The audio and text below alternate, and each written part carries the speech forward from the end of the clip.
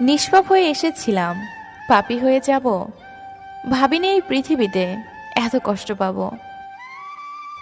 বন্ধু বলো বান্ধবী বলো, কেউ আপন নয়। ক্ষণিকের এই পৃথিবীতে সবই অভিনয়।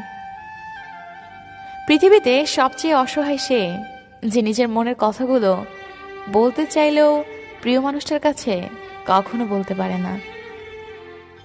নিজের ভালো লাগা, মন্দ লাগা, কষ্টের অনুভূতিগুলো কাউকে দেখাতে পারো না। একটু চিৎকার করে কাঁদতে পারে না, শুধু মৃদু হাসির আড়ালে চোখে জল লুকিয়ে রাখে। কিছু কঠিন মনের মানুষ আছে, সকালে হাসে অথচ রাতের অন্ধকারে সবার আড়ালে কাঁদে। একমাত্র সে জানে, আর তার বালির জানে কতটা কষ্টে আছে সে। সেটা হয়তো সকালে মুখোশই ঢাকা থাকে। Likey